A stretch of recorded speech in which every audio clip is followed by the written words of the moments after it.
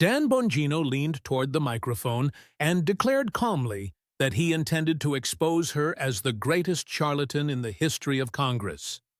He spoke with the steady assurance of a meteorologist predicting rain, stating a simple reality that everyone present would soon recognize as factual. The hearing room of the House Oversight Committee fell into a complete and utter silence as every camera and staff member froze. Then Alexandria Ocasio-Cortez laughed, not with nervousness, but with a rehearsed performance she had perfected before a mirror. It was the sort of laugh that implied this man was beneath her notice and was designed to look perfect on social media. "Oh, this ought to be entertaining," she thought, as she adjusted her own microphone, her $3,000 jacket catching the studio lights flawlessly. Her team had selected that specific blazer for the television appearance, having spent nearly an hour on her makeup earlier that day.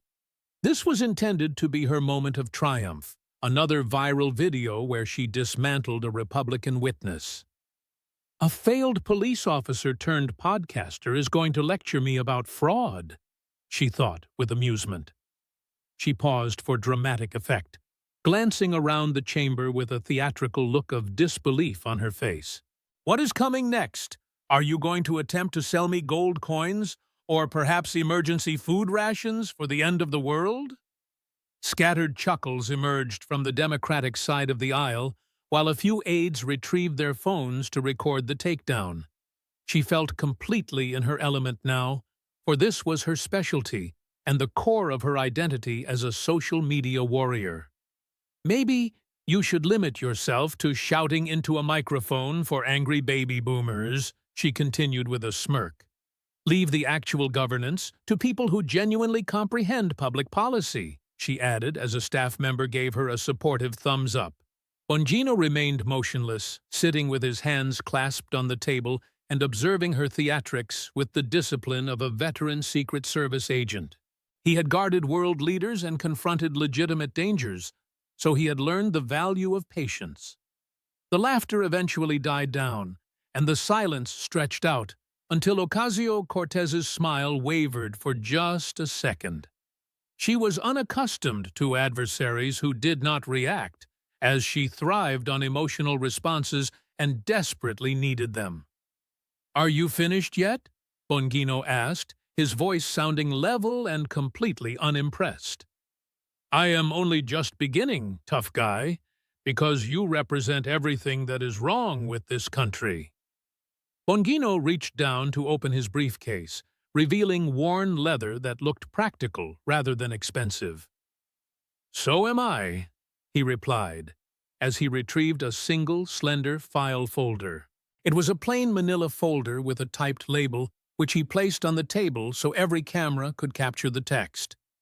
The label read, "Ocasio-Cortez the Fraud," and a murmur of whispers rippled through the audience in the gallery. $47 million, Bongino said, letting the figure hang in the air without rushing his delivery to ensure it had impact. "That is the amount of capital that moved through your network of PACs and shell companies in just 4 years. 47 million from individuals who placed their faith in you," he continued as he opened the folder.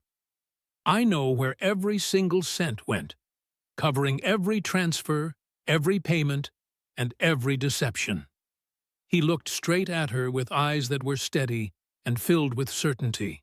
"By the time I finish here today, everyone watching will know the truth as well." He extracted the first document and noted, "You should have remained a bartender, Congresswoman, because at least that was honest work." Ocasio-Cortez opened her mouth to retort, to deliver the sharp comeback she always had ready, but no words emerged. For the first time in her political life, Alexandria Ocasio-Cortez had absolutely nothing to say, and Dan Bongino was only getting started. Bongino turned to the first section of the file, moving with the methodical care of a man who had built cases against cartels. Every movement was intentional, and every pause was calculated as he said, "Let us begin with something basic. Let us discuss how you live," he said, causing Ocasio-Cortez to roll her eyes with practiced indifference. "Oh, here we go again with the right-wing fixation on my clothing," she muttered. "Very original and creative. It is not about your clothes, Congresswoman, but about your choices and the chasm between what you preach and how you exist." He produced a document which was a lease agreement and placed it on the table. "You speak frequently about affordable housing, calling it a human right and claiming working families are crushed by rent costs. You say people are pushed out of their neighborhoods and forced to choose between groceries and shelter. Your apartment in the Navy Yard of Washington, D.C. costs $3,500 every month," he stated, describing a luxury building with a rooftop pool and concierge. He looked up at her and said, "That rent is more than most families in your district earn in a full month. That is not their rent cost, but their total income from working multiple jobs combined." Ocasio-Cortez shifted in her chair, her posture altering slightly enough for the cameras to catch her discomfort. "That is standard for D.C. housing prices," she stammered, "because members of Congress must maintain 2 residences." "Do they really?" Bongino asked as he pulled out another spreadsheet with highlighted rows. "Here is a list of available units within 2 miles of the Capitol that cost under $2,000, with some under $1,500. These are modest places, the kind of apartments where working people actually live." He set the list down and said, "But you did not want those. You wanted the luxury building. You chose the one with amenities your constituents will never see, costing more per month than some of them earn in 6 weeks. He paused and added, "There is nothing wrong with desiring nice things, Congresswoman, nor with enjoying success. However, there is something wrong with building a political brand on telling others they cannot have nice things while you live in luxury." Ocasio-Cortez's lawyer leaned over to whisper something, but she waved him away with an annoyed motion. Bongino moved to the next exhibit and said, "Let us discuss the Green New Deal, your signature legislation. You stood on the House floor claiming climate change is an existential threat and that we have 12 years to act. You insisted every American must radically change how they live, travel, and consume resources." He produced a spreadsheet and stated, 66 flights in 12 months, all exposed in FAA records. Every single one of those flights was first class or business class, causing the room to stir. Your personal carbon footprint from air travel alone is larger than 20 average American families combined in a year. He set the spreadsheet down and said, "You want workers to surrender their cars and stop eating meat. You want them to fundamentally transform their lives to save the earth, but first class is more comfortable, is it not?" Ocasio-Cortez grabbed her microphone, her voice rising in pitch as she insisted, "Those were work-related flights for official business." "Were they really?" Bongino asked, as he produced a photograph and held it up for the cameras. This is Miami Beach, in February of 2021, while Texas was freezing and people were dying without heat. The photo depicted Ocasio-Cortez in a bikini with a glass of champagne, laughing in a beach cabana.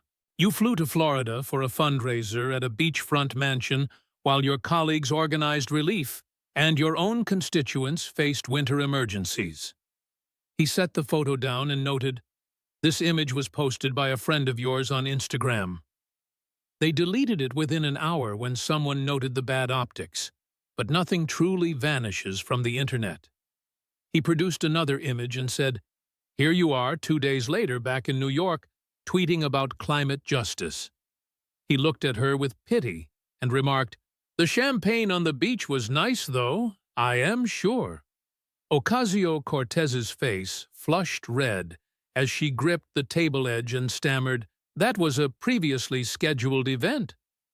"Let us move on," Bongino interrupted, as he was uninterested in her excuses and focused on building his case. You champion defunding the police and claim communities do not need armed officers patrolling streets. You say money should go to social services and mental health workers instead of cops. He spread out a new set of documents detailing her personal security expenses, which her office tried to hide. He pointed to the numbers and said, "Over $70,000 exposed right here in black and white. You hire armed private security professionals with guns to keep you safe while telling single mothers they do not need police. That is completely different, because I receive credible death threats," she argued. "So do they, Congresswoman," Bongino replied with a hardened voice. "The single mother working the night shift and the elderly man walking home face real threats every day." He paused and said, "The difference is they cannot afford $70,000 for private security, yet you want to remove their only protection." The room was completely silent now, as even the sound of typing had ceased. Bongino pulled out one more set of documents regarding her staff, the young idealists who believed in her message. He read from an official filing of anonymous complaints lodged with the Office of Congressional Ethics. "Let me read you some highlights," he said as he adjusted his glasses. "The Congresswoman demands absolute loyalty, but treats staff like servants, expecting unpaid overtime while threatening their careers." He flipped the page and read, "She preaches worker rights, but runs her office like a sweatshop with no compensation." He read another quote stating she screams at junior staff for bringing the wrong coffee. The champion of the working class cannot even treat her own workers with basic decency. Ocasio-Cortez's voice cracked as she claimed, "Those complaints were never substantiated and are anonymous accusations. They are sworn statements filed under penalty of perjury from people who saw who you really are," he countered. Bongino closed that section and said, "But living like a hypocrite is not a crime. It is just pathetic. It is proof that you do not believe a single word of what you preach." He opened the next section where the pages were thicker, signaling they had reached the actual crimes. Bongino took a slow breath to pace himself, knowing this section would end careers. "Let us talk about the $47 million that flowed through your political network," he began. He pulled out a complex diagram showing lines connecting boxes and money flows between organizations. Brand New Congress PAC, Justice Democrats, and Courage to Change PAC are all connected to you. They move money in patterns that would make a professional money launderer jealous. Ocasio-Cortez forced a laugh and said, "Those are legitimate organizations that support progressive candidates." "They were used to move money in circles until no one could trace it," Bongino corrected as he held up the chart. "Let me walk you through it so everyone watching at home can understand." He pointed to the first box showing donations coming into the Brand New Congress PAC from small donors. People gave what they could afford, sometimes skipping meals to donate to your fight against corruption. He traced a line showing that money being paid to a private LLC for campaign services. Then that LLC pays a company called Middle Seat Consulting for more undefined services. He looked up and asked, "Do you want to guess who controls Middle Seat Consulting?" "It is your former chief of staff, Saikat Chakrabarti, the man who recruited you. The money goes in a circle and ends up in the pockets of your inner circle. Millions of dollars simply disappear into vague categories like operating expenses and consulting fees." He pulled out Federal Election Commission records showing over $1 million in unaccounted payments. The documentation is missing, the services are undefined, and the money just vanished. The FEC has received complaints but has been deadlocked, yet the FBI does not have that problem. Ocasio-Cortez's attorney was writing furiously on a legal pad and looked visibly pale. "Let us talk about your boyfriend, Riley Roberts," Bongino continued, silencing the room. He is a web developer, not a political operative or strategist. Your campaign paid him $6,000 a month for over a year for marketing consulting. He did the math aloud, noting that totaled more than $72,000 of donor money. What marketing strategies did he develop, and what deliverables exist with his name on them? There is no portfolio and no evidence he did anything to earn that money, Bongino answered for her. Just checks written to your boyfriend from funds donated by working people. Ocasio-Cortez argued defensively that Riley provided valuable digital strategy. Show me one single piece of work he produced, Bongino cut in sharply. I have reviewed every filing and his name appears only on payment records. He pulled out another paper and said, "Let me tell you about Maria Gonzalez. She is a single mother in the Bronx who cleans offices at night and works at a laundromat by day. She makes about $14 an hour with no benefits or sick days. In 2018, Maria donated $50 to your campaign, representing a full day of wages. She skipped groceries that week because she believed you would fight for people like her." He tapped the payment record and said, "Maria's $50 helped pay your boyfriend to produce nothing.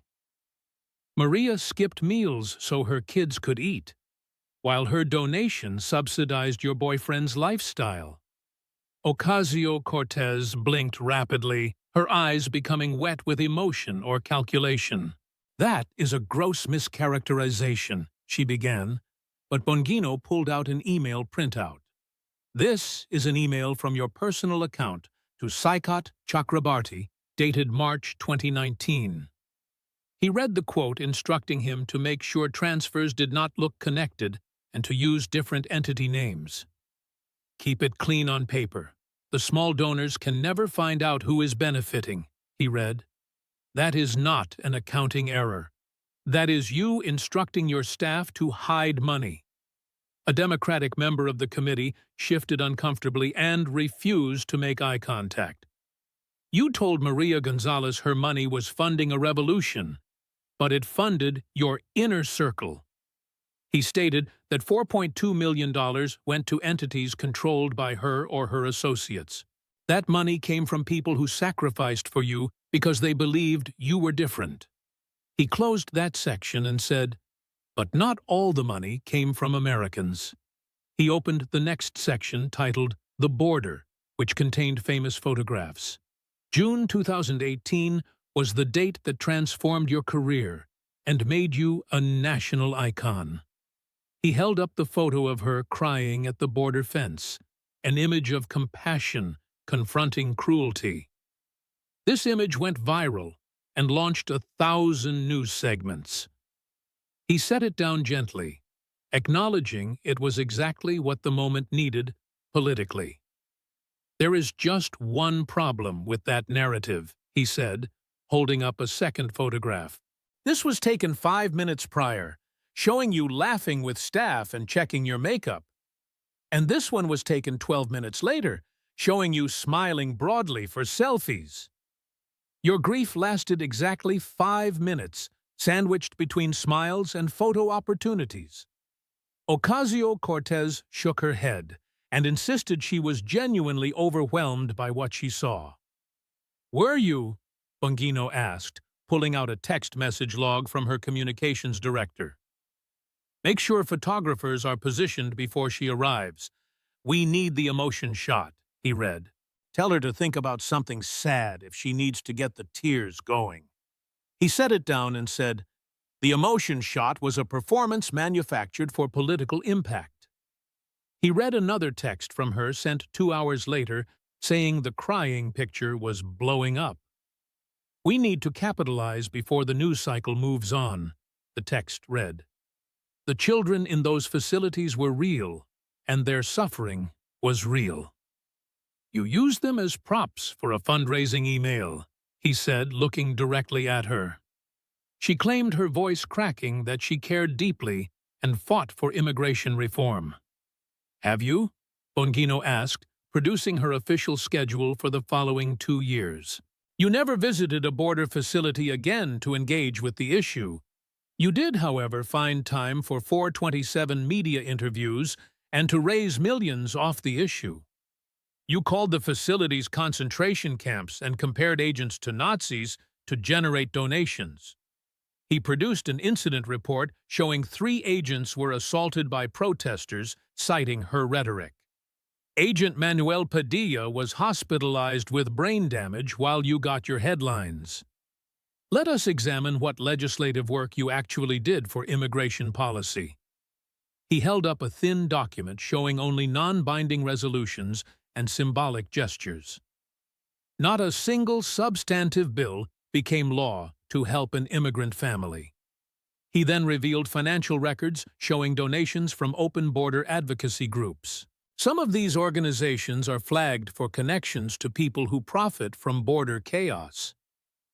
Did you check where the money came from or ask any questions? You just cashed the checks and kept performing while migrants died crossing the desert. You profit from the chaos and build your brand on the bodies of people you claim to aid. He closed the section and said, "But exploiting immigrants is not the worst thing you have done." He opened the final section, noting that this part would hurt her supporters the most. This is what you really think about the people who voted for you. Let us start with Amazon and the plan to build a headquarters in your district. It would have brought 25,000 professional jobs and billions in investment. You led the opposition, calling it corporate welfare, and successfully drove them away. You celebrated the victory, but who exactly won? He read an email from her personal account sent to a major donor. The Amazon thing worked out because tech workers would have gentrified the district. It is better to keep the current voter base poor because they are reliable voters for us. You did not kill those jobs on principle, but because financially secure voters might not need you. You deliberately killed their chance at the American dream to protect your political power. Ocasio-Cortez stammered that the email was taken out of context. Tell the people in your district what you meant by keeping them poor, Bongino challenged. He then produced text messages from her personal cell phone obtained via warrant. These Bronx people are so easy to manipulate. Just say socialism, and they cheer like trained seals. Gasps erupted from the gallery as he read the next message. They are not smart enough to realize when they are being played. The Bronx is just my brand, like a logo I own, he read from the transcript. Those are your private thoughts when you felt safe enough to say what you believe. She whispered that she was venting, but Bongino asked what context makes calling voters seals acceptable. There is no context, just you expressing your contempt for the people who elected you. He then pivoted to her staff, pointing out that 12 of 14 were from out of state. Only 2 staffers actually grew up in the community you claim to represent. You never gave the kids in your district a chance because they lacked the right pedigrees. He then addressed her heritage, pulling out a linguistic analysis of her Spanish. Your pronunciation and grammar suggest someone who learned Spanish as a second language in school. You perform being Latina for the cameras, but you never really had that connection. Ocasio-Cortez began crying, claiming this was a racist attack on her identity. It is an observation about the gap between your performance and reality, Bongino replied. You grew up in a wealthy suburb with safe streets and good schools. You appropriated the struggle of the Bronx because that story sells better. You stole the identity of your community to advance your career while laughing at them in private.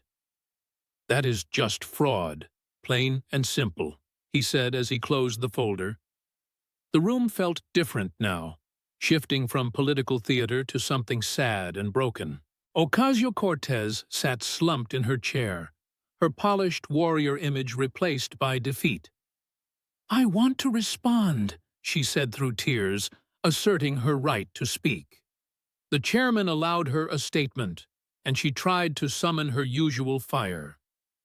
"This is a political witch hunt by right-wing forces terrified of strong women," she began. "Every piece of evidence has been twisted by people who want to silence working people. I will not be intimidated, and I will not apologize for fighting," she declared. She turned to Bongino and called him a failed cop and a puppet for billionaires. "Nothing you said changes who I am," she said, lifting her chin. "Are you done?" Bongino asked, as he reached back into his briefcase. "I have something else you should see," he said, producing a cooperation agreement. "This was signed 6 months ago by Saikat Chakrabarti, your former chief of staff. He has been talking to federal investigators for half a year and provided everything." He pulled out another document regarding her boyfriend, Riley Roberts. "He has been interviewed twice by the FBI and provided detailed records. 4 former staff members have also given sworn statements about the abuse in your office. You called this a witch hunt, but the evidence is corroborated and real." Ocasio-Cortez turned desperately to her colleagues in the squad for support. Representatives Omar, Tlaib, and Presley looked away, studying their notes or phones. "They are not coming to rescue you," Bongino said quietly. "We made sure they knew this was coming, and they have already made their choices." He read statements from Omar and Tlaib, distancing themselves from her financial arrangements. "Representative Presley unfollowed you and deleted every photo of you yesterday. They calculated the odds and chose to save themselves," he observed. She looked around the room and realized she was utterly alone as the cameras continued to roll. "This is not fair," she whispered brokenly. "I was trying to help people." "Maybe you were once," Bongino replied with a tired disappointment.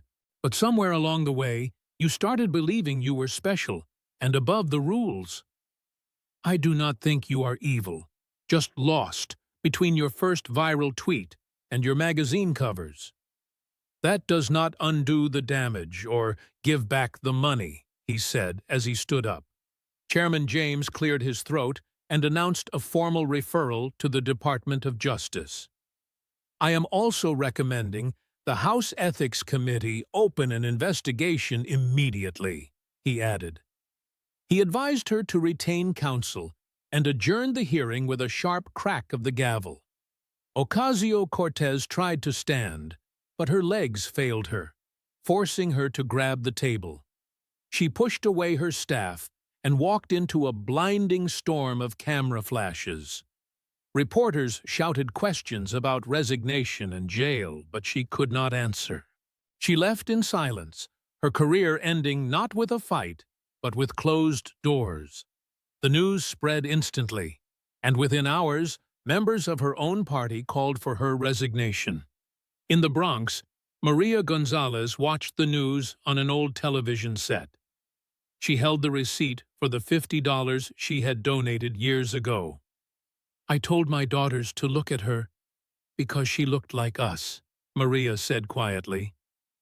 "I told them if they worked hard, they could change things too." She wiped her eyes and said, "She laughed at us with her rich friends. She broke something bigger than trust. She made us afraid to believe again." Across the district, working people watched their faith collapse in real time. Bongino gave only one interview that evening, rejecting the idea that he was proud.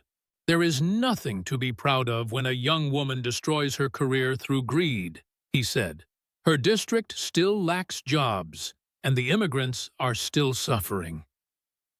I only expose the truth and let people draw their own conclusions." He expressed sympathy for who she could have been if she had been honest. She had real gifts, but she made choices that led here, he concluded. Later, Bongino sat alone in his office and filed the evidence away. He thought about how small compromises turn into big lies until the persona consumes the person. His phone buzzed with a message about a new file on a different politician. There was always another one who traded principles for power. He turned off the light and went to his family, knowing the work would continue. 3 days later, Alexandria Ocasio-Cortez resigned, citing personal reasons without admitting guilt. The wheels of justice began to turn as the investigation continued without her. Maria Gonzalez went back to work, taking down the poster of the woman she once believed in.